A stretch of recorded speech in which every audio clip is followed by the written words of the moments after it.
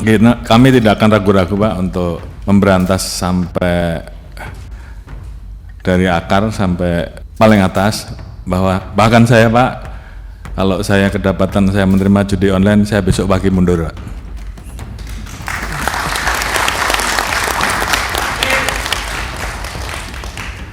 Demikian juga terhadap anggota saya sudah perintahkan untuk berantas judi online.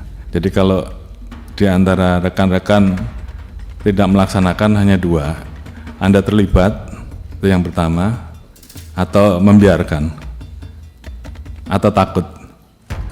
Jadi saya kira pilihannya kalau tidak sanggup silahkan mundur, sama dengan saya Pak. Ya, jadi sebenarnya saya beruntung ya punya generasi penerus di Komisi 1 kayak Mas Abam ini yang berani speak up, karena memang kuncinya nanti harus keberanian Komisi 1 ketika dengan mitranya sekarang yaitu Komdiji. Dan alhamdulillah juga Menkomdiji sekarang kan bekas Komisi 1 Mbak Mutia. Jadi sekarang bukan kemudian dengan hanya mitranya saja ya, tapi dulu yang pernah ada dengan mitra dengan Komisi 1 itulah yang sekarang di Kementerian Koperasi itu tetap harus dikejar. Ya, karena gini ceritanya. Mas Roy, hati-hati Mas Roy. Oh iya, enggak, ini kok langsung ngegas ke mention ke nama itu sih Mas Roy? Saya belum nyebut nama lo ya. Nama jabatannya udah disebut Mas. Jabatannya udah disebut Mas. Oh, iyalah. Kok langsung mengarah ke sana gitu Enggak, Mas Roy? karena jalan ceritanya begini supaya teman-teman tahu semua. 2016 ya, sebelum 2015 pada saat 2013-2014 kami dulu di Komisi 1 ketika sama kita dulu merencanakan benar bahwa pemerintah tuh harus bisa punya alat yang canggih yang bisa kemudian mendeteksi, melakukan crawling terhadap nama-nama situs apapun ya, baik itu pornografi maupun itu perjudian. Akhirnya alhamdulillah 2017 kita berhasil beli ya, dan tanggal 3 Januari 2018 mesin crawling itu yang namanya ICE ya, itu kemudian bisa beroperasi di Indonesia. Mesin itu harganya 250 miliar Mas, itu uang rakyat loh ya. Itu uang rakyat. Masih ada mesinnya? Masih. Ini yang menarik. Mesin itu kemudian singkat kata digunakan, dan ketika kita COVID Pak Irwanto, ketika kita COVID, mesin itu ada SOP yang kemudian bisa dioperasikan di remote dari work from home. Nah, ketika bisa work from home, inilah kemudian timbul peluang.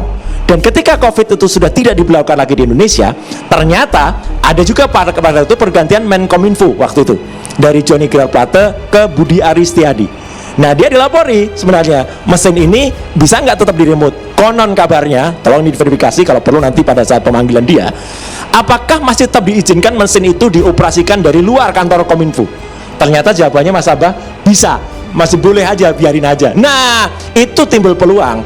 Makanya tahun 2022, 2 tahun berjalan, mesin itu bisa berjalan di remote dari luar, yang kemarin kemudian kita bongkar, polisi bongkar, yang kemudian dapat di gedung yang disebut gedung satelit itu, gedung di Bekasi itu. Nah, jadi kuncinya sebenarnya kepada siapa yang melakukan approval terhadap alat itu bisa digunakan di luar, dan alat itu kemudian bisa melakukan pendeteksian, misalnya dapat 5.000 nama. 5.000 itu sayangnya masih bisa diintersepsi oleh orang, dipilih-pilih. Nah, kemudian dari 5.000, 4.000 kemudian ditutup, kemudian yang 1.000 dilakukan deal. Mau bayar nggak? Gitu. Kalau bayar, dia bisa jalan. Dan ceritanya kemarin ini buat masyarakat Indonesia, kalau kemarin ada info bahwa satu situs itu bayar 8,5 juta, saya nggak percaya Mas. Informasi yang saya dengar dari dalam ya, mahal Mas. Satu situs itu kalau nggak ditutup bayarnya 25 juta gitu loh. Jadi kalau itu 1.000 situs, kalikan saja sebulan tuh 250 miliar gitu loh. 25 miliar. Nah, itu kali berapa sudah 2 tahun ini.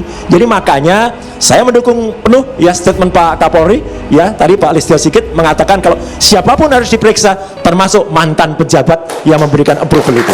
Itu Mas. Mesin crawling nanti secara teknis mungkin dijelaskan lebih sederhana ya. Mas Saudara, ini mesin canggih yang fungsinya apa sehingga bisa mendapatkan database banyak situs judi online? Canggih banget, dan itu uang rakyat Mas. Jadi kalau sekarang orang mengatakan kan Mas, judi itu kan nggak merugikan negara, yang rugikan masyarakat. Enggak dong, orang-orang yang menggunakan mesin buat dengan uang APBN yang diperjuangkan oleh Komisi 1 waktu itu untuk beli, dan kena digunakan untuk berkhianat kepada rakyatnya, itu yang harusnya ditindak tegas banget Mas gitu. Jadi itu namanya korupsi.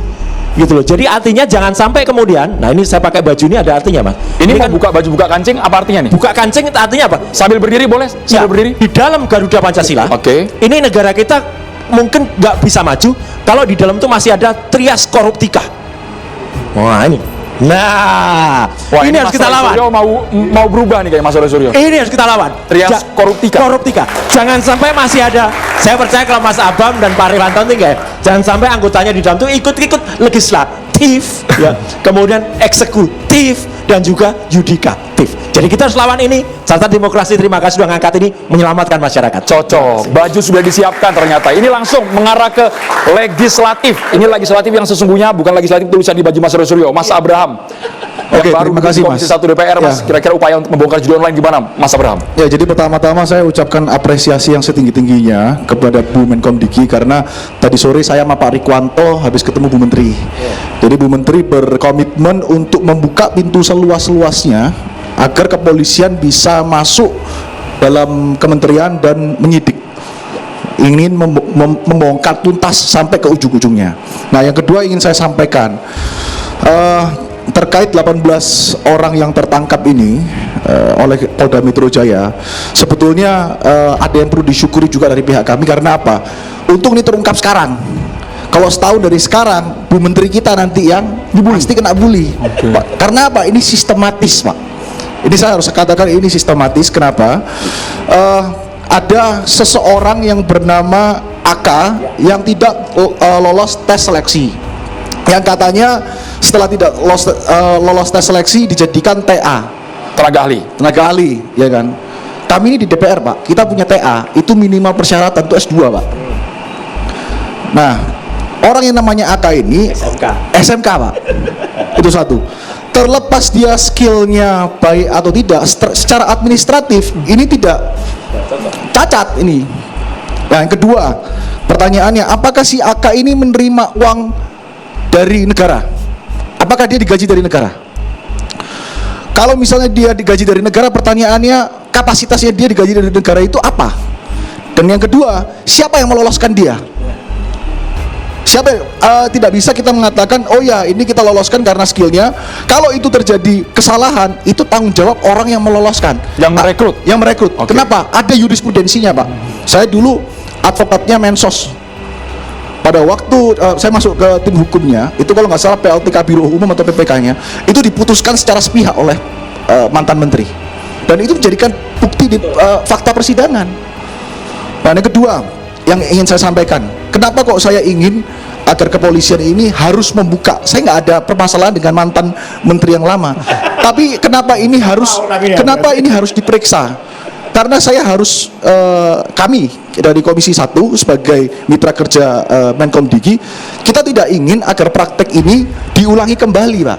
Kita ingin tahu ujungnya sampai mana. Karena apa? Orang yang bernama AK ini disebutkan oleh pihak kepolisian mampu melakukan pemblokiran. Loh, pertanyaan saya, Pak, yang melakukan pemblokiran itu dilakukan oleh Dirjen Aptika atau TA, Pak? Karena peraturan Menkom Info 19 tahun 2014 yang melakukan pemblokiran itu namanya Direktur Jenderal. Secara SOP itu sudah salah. Dan SOP ini dibuat, pertanyaan saya, siapa yang buat SOP?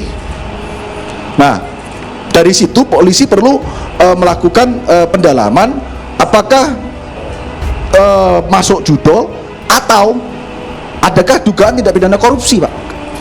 Kenapa kok saya bilang seperti itu? Dugaan tindak pidana korupsi itu ada 3, Pak. Merugikan negara. Oke. Iya kan? Adakah kerugian negara? Tadi disebutkan oleh Bang Roy. Selain itu ada lagi, Pak. Apabila AK ini digaji oleh negara, itu kerugian negara. Lalu tadi juga ada pemaparan. Saya juga melihat apa yang hasil dari judi online ini yang seharusnya bisa membantu perekonomian negara malah masuk ke tempat yang tidak dikenakan pajak di judi online ini. Itu satu. Yang kedua, adakah perbuatan melawan hukum? Sudah pasti ada, Pak. Karena apa? Melanggar formil dari Permenkominfo 19 tahun 2014. Yang terakhir, boleh ada mantan menteri mengatakan tidak ada aliran uang dana ke saya. Loh, Tom Lembong juga tidak ada aliran dana ke dia. Karena ini berkaitan dengan menguntungkan diri sendiri atau orang lain. Nah, ini kenapa kok harus diusut sampai tuntas? Saya kan selalu mengatakan kenapa harus diperiksa mantan menteri kita, bukan karena saya ada dendam pribadi, tidak. Sekarang masih menteri Mas dia. Ya, mantan menteri Menkominfo maksud saya. Karena apa? Terlepas dia salah atau tidak salah, dia bertanggung jawab untuk memberikan keterangan yang sebenar-benarnya apa yang terjadi. Kenapa? Oke. Tenaga ahli yang diperiksa itu adalah tenaga ahli menteri. Jadi dia harus memberikan keterangan, menjelaskan struktural bagaimana.